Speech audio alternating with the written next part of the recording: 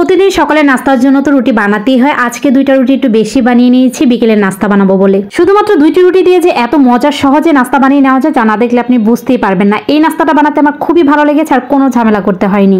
বিকেলে নাস্তা বানাতে অনেকের কাছে খুব ঝামেলা মনে হয়, সেজন্য তারা কি করে দোকান থেকে কিনে খায়। কিন্তু এখন এই রেসিপিটা দেখার পর দোকান থেকে আর কিনে খাবেন না, এভাবেই কিন্তু চটজলদি বানিয়ে রাখতে পারবেন। আর চাইলে আপনি সংরক্ষণও করে রাখতে পারবেন একেবারে ঝামেলা ছাড়া। চলুন রেসিপিটি শেয়ার করি। শুরুতেই বলে দিয়েছিলাম এই নাস্তাটা বানানোর ক্ষেত্রে আমি কোনো রকম ঝামেলা করিনি, সেজন্য আমার আলু আর ডিমটা সেদ্ধ খুবই প্রয়োজন এই নাস্তার জন্য, সেজন্য ভাতের মধ্যে কিন্তু সেদ্ধটা করে নিয়েছি। আর এখন একটি কড়াইয়ের মধ্যে কিছুটা তেল দিয়ে দিলাম, কিছুটা পেঁয়াজ কুচি কাঁচামরিচ কুচিকে একটু ভেজে নিয়েছি। তারপর যে ডিমটা আমি সেদ্ধ করে নিয়েছি সেটাকে গ্রেট করে দিচ্ছি, আর আলু দুইটা যে আমি সেদ্ধ করে নিয়েছি সেটাও কিন্তু গ্রেট করে দিয়ে দেবো।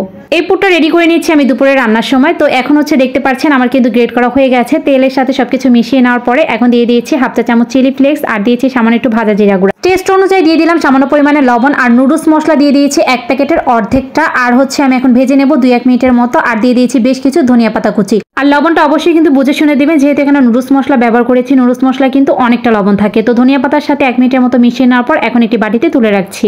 আর এই তো সবগুলো আমি রেডি করে রেখেছি। এখানে দুইটা রুটি দেখতে পাচ্ছেন। তারপর আমি ব্রেড ক্রাম্বস নিয়েছি 2 রকমের। এটা কিন্তু আমার ঘরেই বানানো ছিল, একটা কালারফুল আর একটা হচ্ছে এমনিতে বানিয়ে নিয়েছি। আর এখানে ব্রেড ক্রাম্বস কালারিংটা একটু অল্প ছিল, সেজন্য কিন্তু 2 রকমের মিলিয়ে নিয়েছি। আর একটি বাটির মধ্যে 2 চা চামচ নিয়েছি আটা, সামান্য একটু লবণ আর পানি দিয়ে হচ্ছে একটি ঘন ব্যাটার বানিয়ে নিয়েছি। আর এই ব্যাটারটা কেমন হবে সেটা আমি দেখিয়ে দিচ্ছি। এই যে চামচটা দেখতে পাচ্ছেন, এটাকে আমি হচ্ছে একটু কাট করে আমি এই লম্বা দাগটা দিয়ে দিলাম। দেখতে পাচ্ছেন এই পাশেটা ও পাশে যাচ্ছে না, তার মানে কিন্তু এই ব্যাটারটা একেবারে রেডি। এখন যে রুটিগুলো বেলে রেখেছিলাম সেটা নিয়ে নিলাম, আর যে পুরটা রেডি করেছি সেটাকে আমি 4 ভাগে ভাগ করে নিয়েছি। পুরটা কিন্তু আমি বেশি পরিমাণে দিচ্ছি, কারণ আমি 4টাই বানাবো। আপনারা যদি আরো বেশি বানাতে চান তাহলে আরো 2টা রুটি আর পুরটা একটু কমিয়ে দিতে পারেন। এখন আরেকটি রুটি উপর থেকে দিয়ে দিলাম, আর এক আঙ্গুল দিয়ে এভাবে চেপে দিচ্ছি। আর কিভাবে চেপে দিচ্ছি দেখিয়ে বুঝে নিতে হবে, বেশি কিন্তু জোরে জোরে করা যাবে না, আলতো হাতে প্রেস করে দিতে হবে।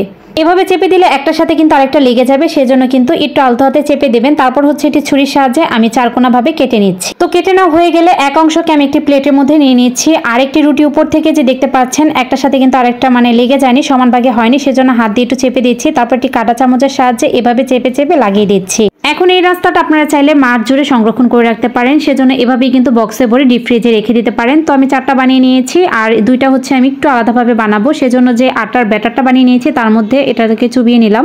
আর এখন হচ্ছে আমি ব্রেড ক্রাম্বসে গড়িয়ে নেব। আর আপনারা যদি এত ঝামেলা না করতে চান তাহলে কিন্তু সরাসরি যেভাবে বলে দিয়েছিলাম সেটাই কিন্তু ভেজে নিতে পারেন, তাহলে কিন্তু অনেক মুচমুচে হবে। আর অনেকে হচ্ছে ব্রেড ক্রাম্বস পছন্দ করে, তারা কিন্তু এভাবে করতে পারেন। তো ব্রেড ক্রাম্বস ছাড়া যে 2টা আমি বানিয়েছি সেই 2টা যে মজা হয়নি সেটা কিন্তু না, আমি কিন্তু এই ব্রেড ক্রাম্বসে গড়ানোটা খাইনি। আমি খেয়েছিলাম এমনি যে 2টা বানিয়েছি সেটা আমার কাছে ওইটাই ভালো লেগেছে। তো এটাও কিন্তু মুচমুচে হয়েছিল। তো এখন একটি ফ্রাই প্যানের মধ্যে বেশ কিছু তেল দিয়ে তেলটাকে খুব ভালোভাবে গরম করে নিয়েছি, তারপর এক এক করে দিয়ে দিয়েছি। আর এভাবে হচ্ছে উল্টিয়ে পাল্টিয়ে ভেজে নেবো। আর চুলার আঁচটা এই ক্ষেত্রে মাঝারি রাখলেই হবে।